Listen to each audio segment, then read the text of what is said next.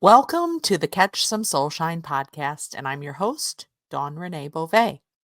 I'm here to share drastic self-care measures that will help empower you to awaken brilliance after life's darkest moments. I've discovered countless measures that help heal and transform you so that you can live a joyful, empowered life without feeling trapped in the past, without clinging to the opinions of others, and without fear of vulnerability in a community setting. I'm so glad you're here. So grab a cup of coffee because it's time to catch some soulshine. This is my 17th recording of this episode because I've had all kinds of technical issues, but it's so important. I know I have to get it out to you. It's all about your soul purpose, nurturing it with passions, talents, and your altruistic self. I mean, that's a big one. So, my sole purpose is to spread this podcast out amongst people who want to grow spiritually, emotionally, intellectually, mentally. And that is why I'm not giving up. I keep recording over and over and over. And I pray that the mic is working this time because I don't want to record it again. I really want to do a dive into this whole subject of soul purpose because I had the notion that you're born with a soul purpose. That's your soul purpose. It's one thing and that's it. And as I started really looking into it, I don't believe that anymore. I think our soul purpose can evolve and change as we do. Let's talk about talent. Some people believe that you're just born with this amazing talent at something. That's why you're so well known or famous or making such an impact on the world. But that may not be entirely true. I do believe that certain people have certain talents that are more advanced than others in areas of our lives. For example, Mozart, famous composer, wrote his first symphony at the age of 8. Very talented. Not many people could do that. Leonardo da Vinci, who painted the Sistine Chapel, he was very artistically talented from a very young age, and not just with painting, with a lot of different mediums. He sculpted, he painted, and there aren't very many artists that are multifaceted and so advanced in many different modalities like he was. People that are very talented musically, people that are talented athletically, people that are talented with knowledge and, memorization and numbers, so many things. Recognizing your talents is really good. Now, I might be talented in something and it doesn't align with my sole purpose. So I'm not going to expand that, right? I might be good with math, but I don't really like doing math. So math kind of goes out the window. So what's your sole purpose? Your sole purpose or your passion. What's your passion? Your passion is something that's deep within you that gives you this feeling of satisfaction, gives you peace, harmony. It aligns with the things that you love to do. The key is to find the passion and then find some type of talent and merge the two together. So I'm very passionate about sharing knowledge. That's why I started this podcast. I'm very passionate about art. I love doing art. So how can I merge the two? My first podcast was with a fellow artist, Lynn Mazzolini, and it was about the art-infused life. Lynn's off in Italy living her best life, and I was faced with the challenge of, do I start a new podcast all by myself, learning all the tech, or do I just let it go? So that passion inside of me was ignited when I did the first podcast with her because I realized how I love talking to people. I love sharing ideas and talking about things and educating people. So I had to lift my talent, learn technical things about podcasting, learn softwares, learn about mics, learn about editing, and I've merged those two together to create this podcast, Catch Some Soulshine, Awakening Brilliance After Life's Darkest Moments. And that's what I'm doing. I'm awakening my brilliance after life's darkest moments, and I've had quite a few of them, as many of you know. I think it's really important that we talk about this so that you can take a look within and see what are some of your talents?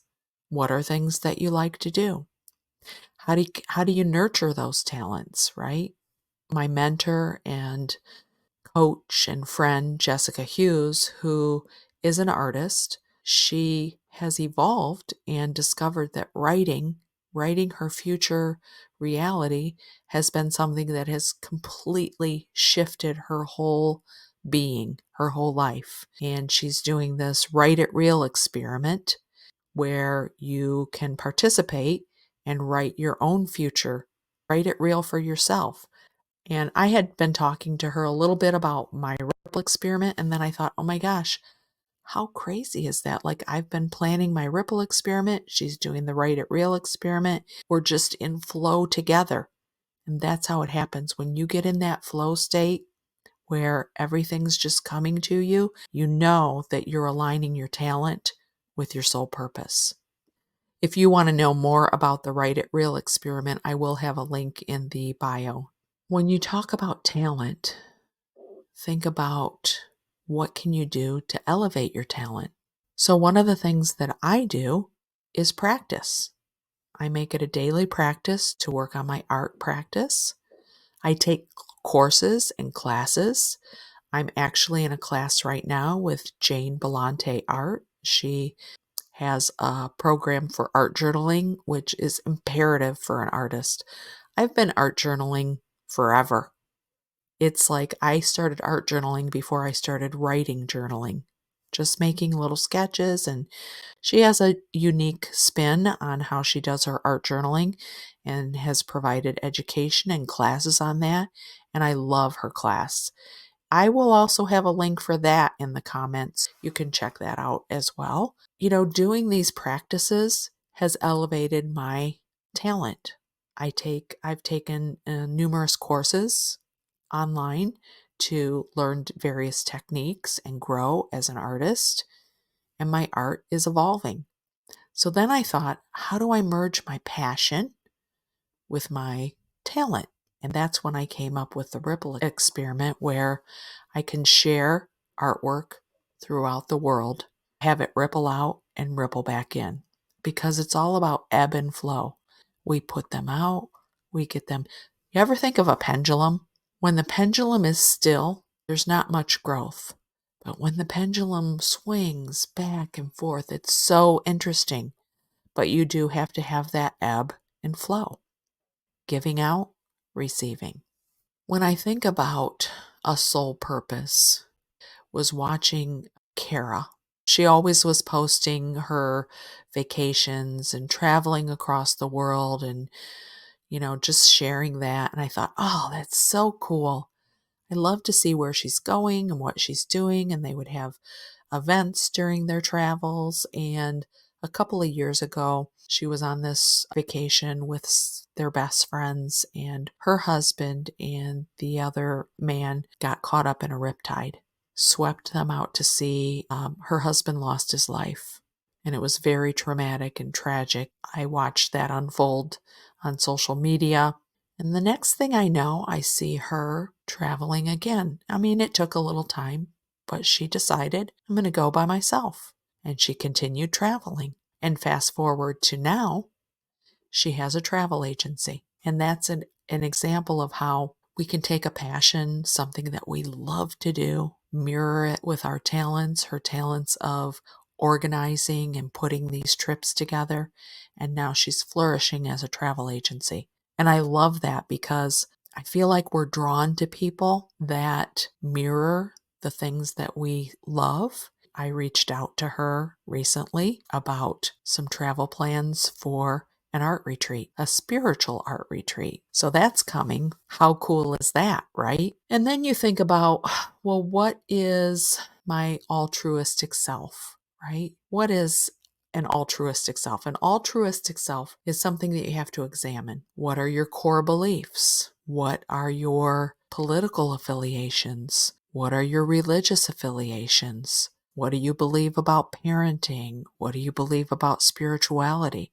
Those are your core beliefs, and those align with your altruistic self. And we're all different. We all have different core beliefs.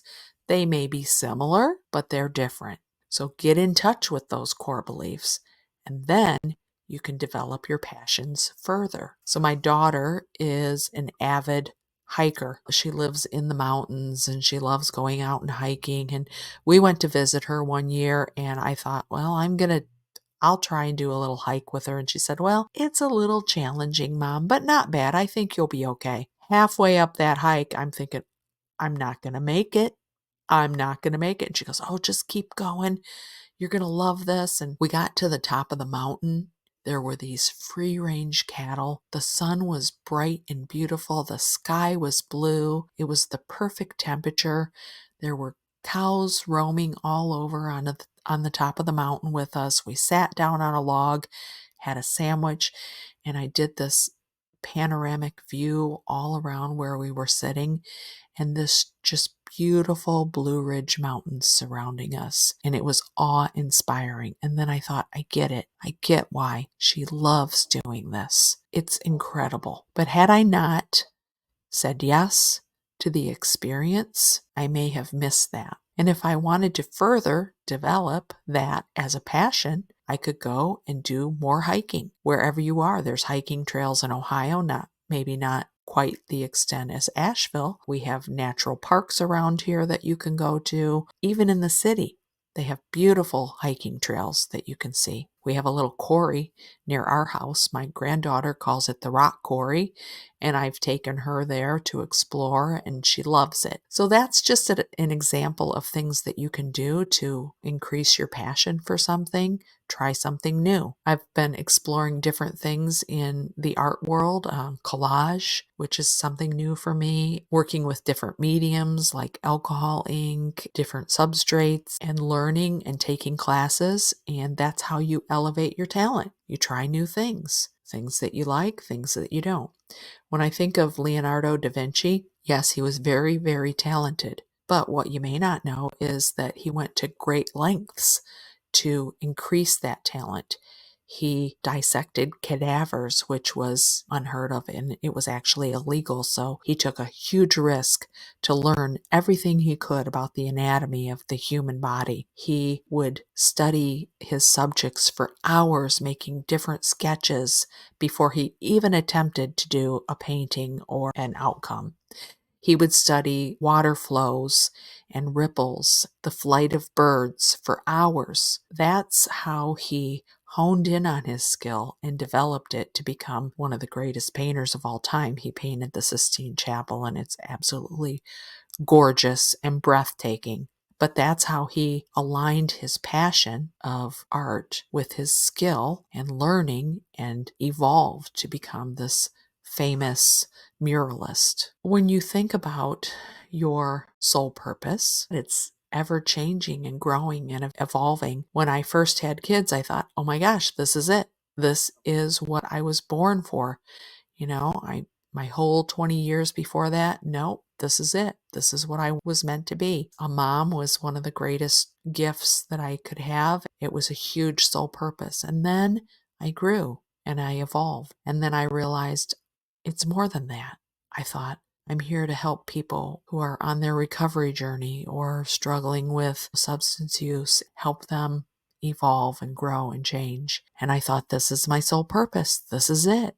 Then I realized, no, it's more than that. It's bigger. And then I started looking inward, figuring out what lights me up, what gives me so much joy. And I started painting and drawing and learning. And then I thought, oh, this is my sole purpose, just to be an artist and put this art in the world and share it with everyone. And then I realized, it's more than that. And then I started doing this podcast and I thought, oh, that's it. That's my sole purpose, to spread Soulshine all over and talk to people and educate. And then I realized, it's more than that. And so now I'm realizing my sole purpose is a collective of all these different parts of me infused into one huge purpose to ripple out and change the world. Positive energy, love, support, giving. I've always liked giving, and I have a gift closet. That's when I started thinking, what can I do that I can ripple out into the world, give and receive? And that's when I developed the ripple experiment, which I'm still developing, but I've been writing about it for a while and I'm manifesting it and it's coming into fruition. Really involves, gifting people prints of artwork and then bringing them into this collective community where we can share our talents, spread joy to one another. And I'm so excited about it. I know it's going to be really big. So when I started recording this podcast for the 17th time, I've had all kinds of problems. And I thought, why am I having so many problems recording this sole purpose podcast? I don't get it. My mic was wrong. I had no sound. The video quality was off. I put it in a new editing program and it messed it up and I couldn't figure out the editing program. Then I just gave myself a timeout. I went to my room, did a 15-minute meditation, came back, and now I feel enlightened and I feel like this is the exact podcast that you need to hear. And that's why those other 7 went by the wayside. What can you do to hone in on your soul purpose? Try different experiences. Do something different. Go on a vacation by yourself. Maybe just go out to eat by yourself. Go to an opera. Go on some different hiking trails. Try new foods. Try new exercise programs. Do the Write It Real experiment. Participate in the Ripple experiment. I'm so excited about that one. Read, write. Creativity is such a big part of brain enhancement and development that it's not surprising to me that all of the things that can help you find your soul purpose involve some type of creativity, whether it be knitting, like my husband does, or writing, or singing, or dancing, artwork. They're all part of the creative self. To grow our soul purpose, it's really imperative that we grow that creative side within so that we can shine bright and take us through some of life's darkest moments. Painting has been a saving grace for me. I've used it through the loss of my son and Brian and Willie, and it's always helped propel me and get me through to the other side. I think it's also important that we realize you do have to stretch your comfort zone. Self-belief will come if we face our fear and go outside of the comfort zone and just try new things and build confidence. The more you practice, the better you get. It's that way with everything in life. I hope this has inspired you to go out, do some digging, some self-reflection, look within, and try and find and hone in on that soul purpose so that you can shine bright for others. If you want to be a part of the Ripple experiment, get on my email list. There's a couple easy ways to do that. 1, you can get a 5x7 print at dawnbovetprints.com. And 2, you can get a free affirmation journal, and I have that link in the comments too. I mean, there's so many things that you can do. Oh, I wanted to share about my friend Mary too. Mary found the love of her life several years ago, always posting about their journeys and what they're doing and where they're going, and she's just always lifting him up, and he does the same for her. He gets her flowers all the time. He was a police officer. He has since retired, and she started getting involved with all these service organizations for the police officers. And she's just such a powerful force. So she combined her love of helping others with focusing on the police force and how she can serve. She's just rippled out. I think that's just a big part of her soul purpose. I'll leave you with one final example, and that's Jennifer Hudson. I don't know if you remember her from American Idol. In about 2003, she was on American Idol. She got voted off. She was like 7th place. And I thought, oh my gosh, she's so good. How could they vote her off? Right? But they did. 3 years later or 4 years later, she was acting. I'm thinking, I never knew Jennifer Hudson acted. Her soul purpose enlarged, right? And she was starred in the movie Dreamgirls, and she was nominated as Best Supporting Actress. And she won that category. And not only did she win that category, her career exploded. She was the youngest African American woman to win a major acting award ever. She's become so influential, her soul purpose has expanded. And that's just an example of how don't let things derail you that don't go the way you think they should or the way you have anticipated that they would. Just keep moving forward, and your soul purpose will evolve and change as you do. I hope you've gotten something out of this, and I hope that you reflect deeply on your soul purpose, meditate about it, pray about it. What are your core values? Write those down. Think about who you want to help. Hope you'll take some time to reflect on this, share some comments about what you've learned, and then go shine. Ripple on, folks.